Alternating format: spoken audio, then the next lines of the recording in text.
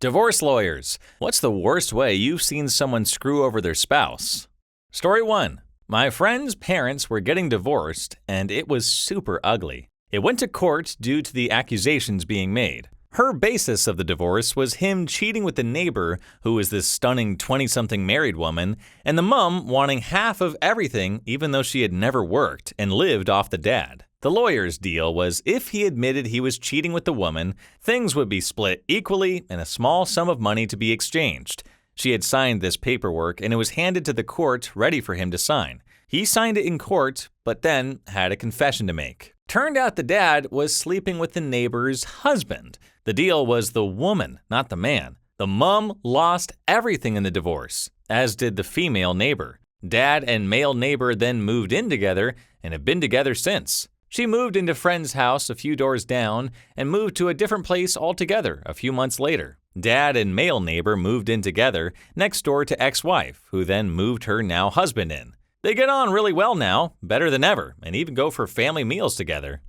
Story 2. My two bosses were married and opened a bike shop together.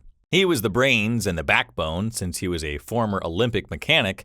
She just sort of balanced the checkbook and worked a couple of days a week. Unfortunately, he had no credit and she did. So when they opened, everything was in her name. All he wanted in the divorce was the bike shop and was willing to buy her half. She wanted the bike shop too, but didn't want to buy him out for his half. Mind you, her father passed away and she was sitting on like $300,000 in the bank and also had the audacity to take out student loans for her daughter to go to college. He lost the bike shop and I think he got a little bit of money for his share. What she didn't expect was that all of the high-paying customers would stop going there. They were all his friends, or they only wanted him to work on their bikes. So I don't know why she would have had that notion. So he opened his own bike shop, and all of the regulars have become regulars at the new bike shop. Wow, what a messy situation. It's always tough when business and personal relationships collide. I feel bad for the guy, especially since he was the one with all the expertise and hard work invested in the bike shop. It's a shame that his ex-wife didn't want to negotiate a fair deal for the business. But on the bright side, it's great to see that the community has rallied behind him and followed him to his new bike shop. His now ex-wife really got hit by karma there.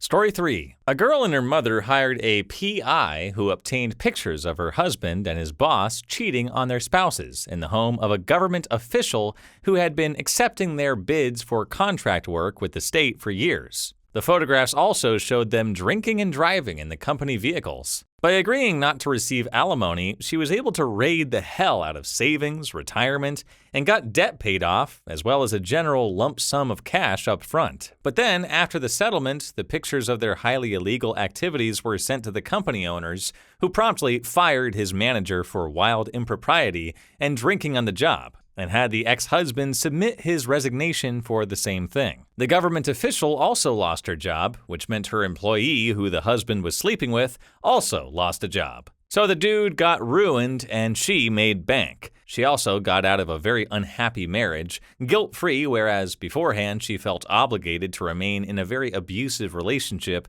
due to religious hang-ups. The thing is, she has to be one of the sweetest girls I know, but man, does she know how to revenge. Story 4. The couple separated 10 years ago, but didn't officially divorce until a couple of years ago. She was going to get his house, so he burnt it down, then faxed her the transfer of ownership forms.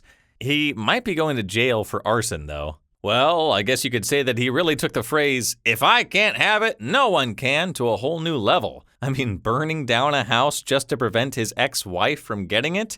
That's some next-level pettiness right there. Story 5. Not me, but a guy I worked with 10 years ago. I guess it counts as a revenge story. I worked with a guy who really stuck it to his ex-wife. When I met him, he was working in a sporting goods store, making $8 an hour. He was not really like the other retail monkeys. He was older, well-groomed, well-spoken, clearly educated, etc. One night after work, he gets into his car, and I couldn't help but notice that it was a very nice, newish Jaguar. I asked him how he could afford it, and he explained to me he had been an SVP at a well-known Fortune 50 company, which I will not mention the name of, pulling in $300K with bonuses and stock options. He was married, but the marriage fell apart, and in the divorce, she demanded that she get the house and 40% of his wages. He and his lawyer somehow managed to get her to agree to let him keep the house in exchange for 75% of his pay and no dollar figure or employer specifics. As soon as she took the settlement, he quit his job and looked for a minimum wage job. He said to me that she gets 75% of nearly nothing now. He had other money stashed away, so he didn't even need the job, and he had the house and its equity as well. Also, no kids, so there was no child support, just alimony. She was furious, of course, and tried to re-sue him, but failed at least once, and when she claimed that the settlement was not keeping her in the lifestyle she was accustomed to, he simply told the judge that the divorce was traumatic to him, and he could no longer do his old job as a result. At least at that time, she didn't manage to get out of the deal. Not sure how it all ended, but I thought it was brilliant, if not crazy level spiteful. He was a good employee too, good with customers, showed up on time, no absenteeism or anything like that. He claimed he loved each payday because it reminded him how little she was getting. Seems like this guy really takes the phrase, living well is the best revenge, seriously. Instead of sulking in a corner after his divorce settlement, he came up with a hilarious and genius plan to stick it to his ex-wife. I mean, quitting a high-paying job just to spite someone and taking a minimum wage job instead is both petty and brilliant at the same time. And the fact that he still enjoys each payday knowing that his ex-wife is getting next to nothing is so funny and evil at the same time. Story 6. A friend of mine in high school worked at a pizza place. One of the delivery drivers was just ridiculously smart when I talked to him. Later, I found out that he used to be a nuclear physicist. His wife was also a nuclear physicist, but left him for her lawyer. He got screwed out of his kids, most of the assets, and had to pay a lot towards alimony and child support. He did the math and figured out the tips he didn't get taxed on, plus his minimum wage delivering pizza, was more than keeping his job as a nuclear physicist. Plus, he got a little satisfaction not having to pay her as much. The guy was really nice. I always felt bad for him. Story 7. Bad separation. Wife filed a restraining order on the husband, very common. Wasn't a terrible guy, but not great either. A year into the divorce, his mother was dying. He asked his sister to speak with his ex-wife and asked to bring the kids to see her in the hospital before she died. The wife never did. Instead, she went to the court and said he violated the restraining order by trying to contact her. You can't contact someone even through another party. He admitted it and explained the situation, but was found in breach of his order. His mother died while he was locked up in jail, and he wasn't able to attend her funeral. Also, the wife never brought the kids to see her before she died as well. Well, talk about a bad breakup leading to an even worse situation. This poor guy was just trying to do the right thing by asking his ex-wife to bring their kids to see their dying grandmother. But instead, he ended up in jail and missed his mother's funeral. I'm not really sure what I would have done in this situation, but what she did is really messed up. Andy fam, what would you do in this situation? Story 8. Not a lawyer, but when I was a kid, my parents got divorced. My mom met a guy on the internet and left my dad for him. My sisters and I were all teenagers, and being that my mom had never really been around, decided that we all wanted to live with him. We all had to write a letter stating our wishes, and it was understood that we would stay with him. My mom didn't even seem to care. Additionally, my dad had this retirement account from his old job. He wasn't rich at all, and he'd worked his off for everything he'd ever had. When he got hurt on the job, he could have sued, but was promised that in exchange for him not suing, they'd keep him around. Instead, they canned him and he left with about $100K, I think, in a 401k type account that he'd been saving for nearly 30 years. Lastly, my dad had his house. It was a 3-bedroom, 1-bath brick house that was all about 800 square feet. It wasn't much at all, but my dad loved the place. My mom couldn't stand that house and wanted to move for as long as I could remember. That was another contentious subject that led to the divorce. He'd been paying on it forever, and when he left his old job,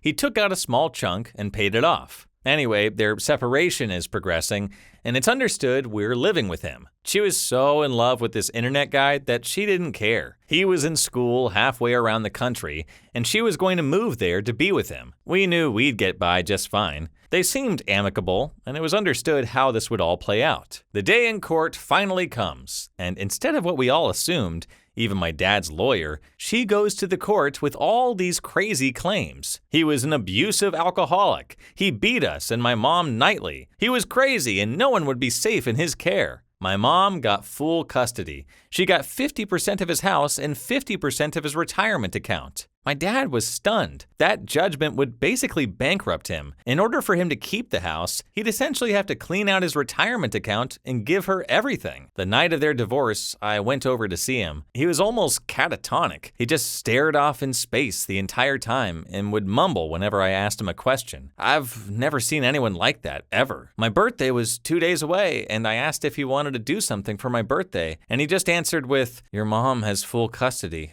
I will if she allows me to see you." I asked if I could drive his old truck to school since I didn't yet have a car, and he just said no, that I needed to call my mom and have her pick me up. So that's what I did. And the next day in school, the day before my birthday, I'm sitting in our lunchroom when I hear, "Hey, isn't that your grandpa?" from a buddy of mine. I look over and see my grandpa and a cop making their way across the lunchroom toward me. They told me to grab my stuff, and in the office, I found my sister there as well. We rode home with them, where we were also met by my little sister, and that's where they told us that our dad had offed himself shortly after I left the previous night. To make matters worse, it all happened so quickly that nothing had been finalized. My mom dropped all her paperwork and legally became a widow and got everything: house, retirement, and his insurance policy. She also got Social Security benefits for us, a fact we didn't find out until much later. She basically took all the money and moved across the country with her new man,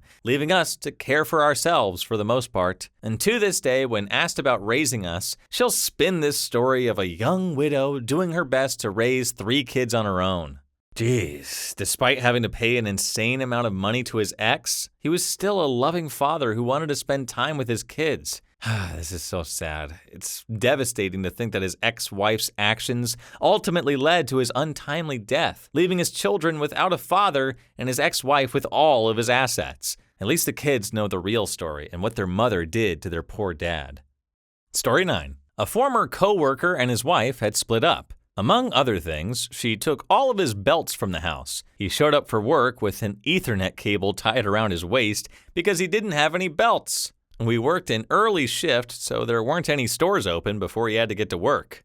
Story 10. Story from my parents, who are lawyers. So throughout the divorce proceedings, there was a car that was a huge point of contention between the husband and wife. After months and months of saying he would never let the wife have the car, the husband concedes in exchange for something great, like one of their summer houses. It turns out that he had been driving the car for 3 hours every day in a big loop around the city, putting thousands and thousands of miles on it, basically making it worthless. The amount of planning and spite that went into that was amazing.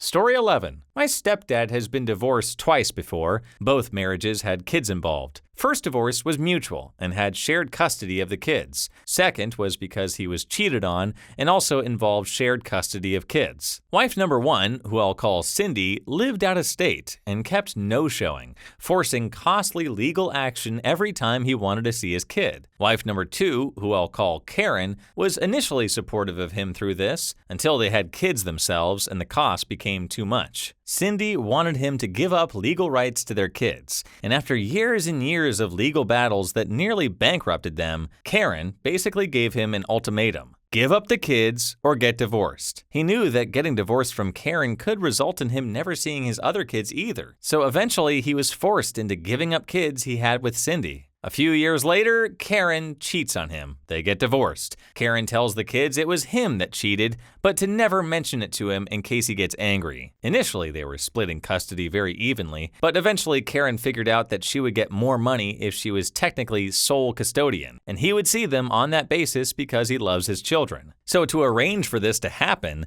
she accused him of molesting their youngest child, then used that accusation to gain full custody before the charge was dropped due to total lack of evidence. Then she tells the kids that he did molest them, again something he didn't know she told them for years. Upshot is that he was forced to give up first kids permanently by one wife, and then second wife had the rest of his kids think he was a cheater and sexual predator and thus be terrified of him and never truly love him so she could save face and pick up a larger check. Jesus Christ, what a story. What I'm about to say won't have anything directly to do with this story, but hear me out. Be careful who you get into relationships with, and especially who you marry and make a family with, People aren't careful enough, and most of the couples that find out they aren't compatible with each other do so when it's way too late.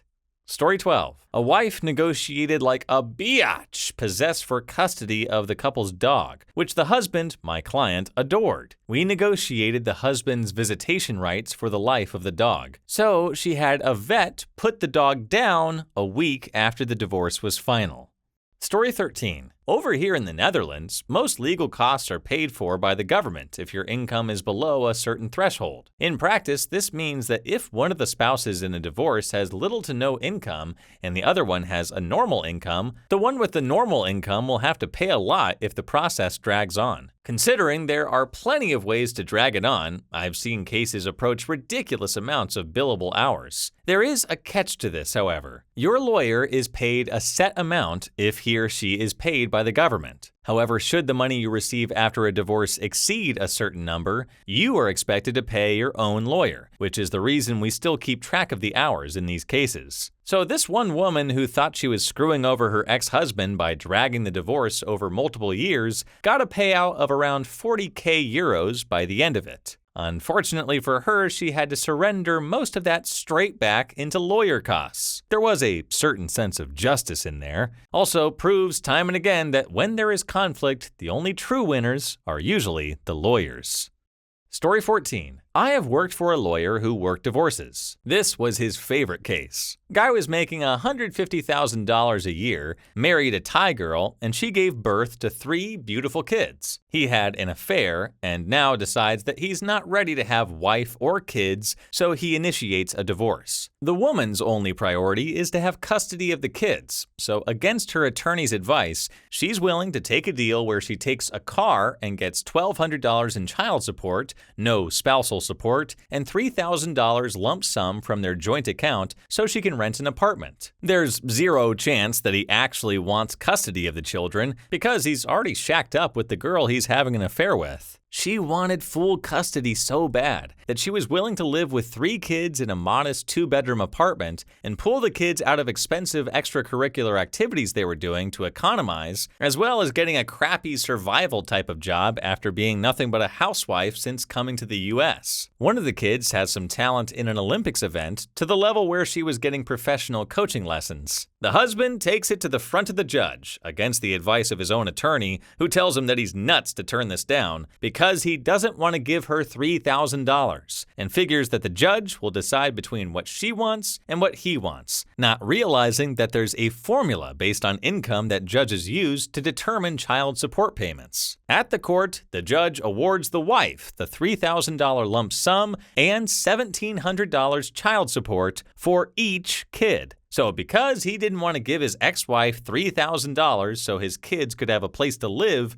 about 50% of his take-home pay is going to his ex for the next 10 years. The attorney I worked with was a hard ass about money who never did anything for free, but this was the one case where he represented the woman for just a nominal fee because he had a justice boner. Please leave your story down below in the comments. I would absolutely love to make a video about them in the future. And also don't forget to like and subscribe.